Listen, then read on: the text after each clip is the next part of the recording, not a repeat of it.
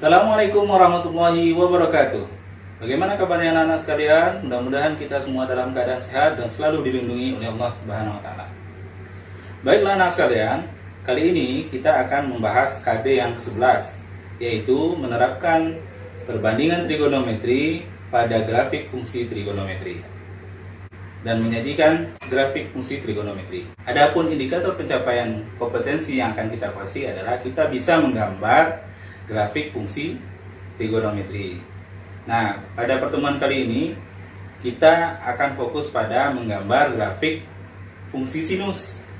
Nah, sebelum kita mulai menggambar, ada baiknya kita lihat konsep dari fungsi trigonometri. Nah, fungsi trigonometri adalah fungsi yang memetakan nilai X ke trigonometri. Misalnya, dari X dipetakan ke Fx sama dengan sin X. Ini disebut dengan fungsi sinus. Sedangkan yang memetakan X ke cos X, Fx sama dengan cos X adalah fungsi kosinus.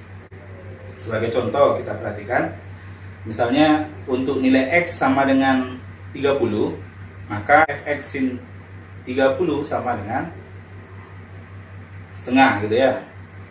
Untuk X sama dengan 120, karena 120 berada di kuadran kedua, maka kita tulis sin 120 sama dengan sin 180 dikurang 60, atau sama dengan sin 60 juga.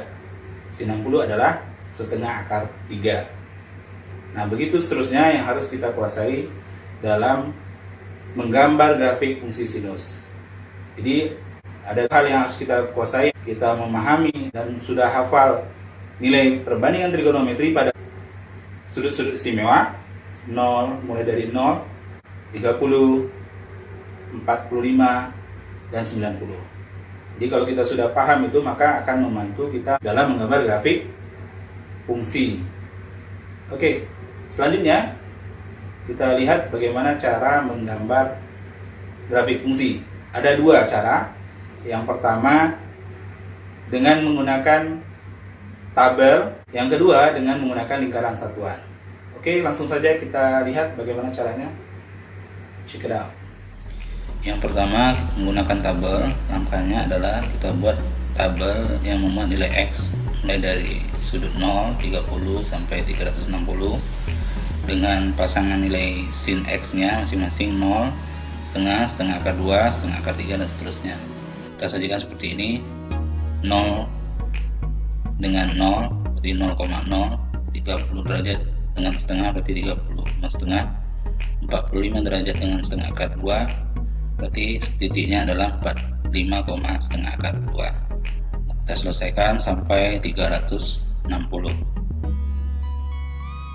Setelah selesai kita temukan titik-titiknya, kita gambarkan pada bidang gambar atau sumbu koordinat.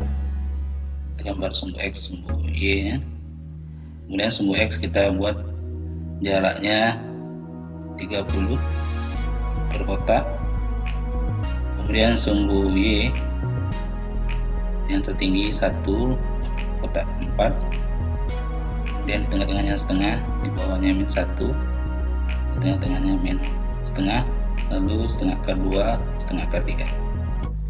Selanjutnya kita letakkan titik tadi. Yang pertama 0,0. Nah, di sini letaknya. Kemudian 30, setengah. Lalu 45, setengah akar 2. 60, setengah akar 3. Ini 90,1. Nah, seterusnya kita selesaikan sampai 360. Nah, ini 330 min setengah. Yang terakhir adalah 360,0. Nah, kalau sudah selesai kita hubungkan dengan kurva, hasilnya seperti ini. Oke. Cara yang kedua menggunakan lingkaran satuan.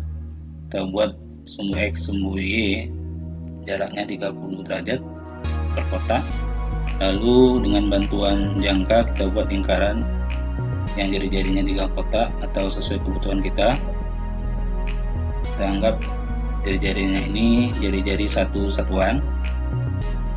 Kemudian kita buat garis yang membentuk sudut 30 terhadap sumbu X. Nah, 30 besarnya. Jadi panjang tinggi terhadap sumbu X adalah setengah dari jari-jari satuan ini. Kalau kita perhatikan setengahnya. Lalu titik potong dengan lingkaran itu kita hubungkan garis tadi dengan sudut 30 derajat pada sumbu X. Jadinya seperti ini. Lalu kita buat sudut 45 derajat.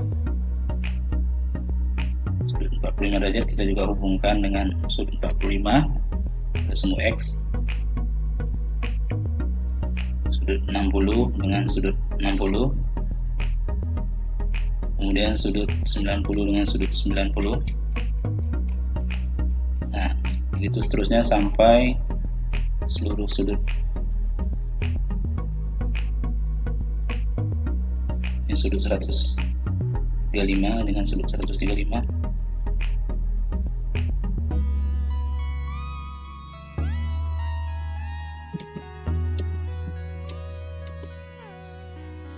Sudut 270 dengan sudut 270.